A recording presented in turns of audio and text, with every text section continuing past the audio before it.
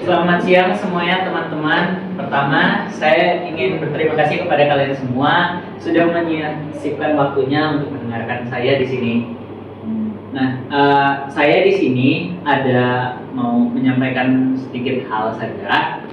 Kita kan sebagai lektor, itu kita datang ke gereja, maju ke depan, ada membaca doa umat, membaca komentator, dan membaca bacaan satu atau bacaan dua. Pertama yang harus kita pahami itu kita saat lektor kita membaca untuk umat, jadi bukan kita untuk baca untuk diri sendiri, ya kan? Mana umat kan ada yang muda, ada yang tua, ada yang ya beda-beda lah ya kan umat kita. Jadi di sini saya mau menekan beberapa hal yang saya dapat dari pelatih kakak di sini yang senior, yang saya temukan masalah utama bagi saya saat latihan. Jadi yang pertama adalah saat kita maju ke depan membaca, tergantung dalam tugasnya kita harus memperhatikan intonasi, kecepatan, dan artikulasi kita. Misalnya kalau untuk komentator, kalau komentator kita membaca untuk orang kan bukan membacakan seperti kayak bacaan kita membacakan komentator, itu kita menyapa umat. Jadi kita intonasinya harus gimana ya? Berenergi, menyapa, ramah, eye contact juga kalau bisa dipertahankan, ya kan? Terus yang kedua kalau di komentator itu juga kita harus memperhatikan artikulasi, apalagi saat kita membaca nama-nama untuk arwah-arwah yang didoakan.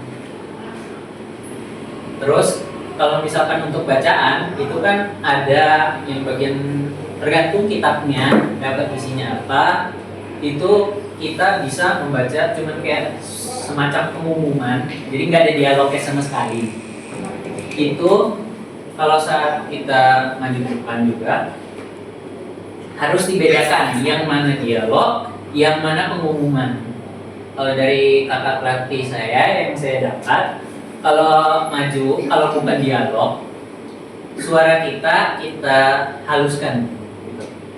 Jadi kalau misalkan untuk yang ada dialog, bagian dialog suara kita kayak kita bedakan, beratkan atau lebih tinggikan gitu, tergantung karakternya. Misalkan kalau perempuan kalau bisa suaranya, nada suaranya kayak ditinggikan, kalau untuk laki-laki direndahkan, dan kalau misalkan untuk pengumuman dihaluskan biasa saja. Lalu yang kedua adalah sama seperti yang komentator, itu kalau baca artikulasi. Jadi misalkan kalau dibaca apa yang kalau saya suka temukan itu rada rancu dikit. Nah, tahu, memberi tahu, ya kan? Kadang kan orang mikirlah, adalah yang kepikiran tahu maksudnya tahu yang makanan atau memberitahu informasi, ya kan?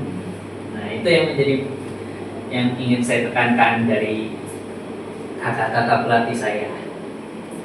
Lalu hal yang kedua, kita harus benar-benar memahami saat kita maju itu kita membaca bukan untuk diri kita sendiri, kita membaca untuk umat yang datang ke gereja untuk mendengarkan sabda Tuhan. Jadi saat baca ada bedanya kita baca untuk diri kita sendiri dan baca untuk orang lain. Jadi misalkan kalau kita baca untuk diri sendiri, kita baca dalam hati atau kita ucapkan secara langsung, itu kalau misalkan kita ada salah artikulasi atau intonasi dalam bagian dialog ada yang salah, itu kita kan membaca sendiri dari awal sampai akhir. Jadi walaupun kita misalkan salah baca itu, kita sendiri yang tetap bisa memahami apa yang kita maksud, ya kan? Tapi sedangkan kalau kita baca untuk orang lain, mereka belum tentu ada teksnya gitu kan di bacaan. Jadi mereka itu belum tentu bisa mengikuti apa yang kita bacakan dengan sendirinya. Jadi misalkan kita ada salah baca, memberi tahu atau memperlakukan, kita ada sebutan terlalu cepat jadi kesandung gitu bacanya. Umat pasti ada umat yang memahami ngerti maksud kita gitu. Kayak oh maksud dia memperlakukan.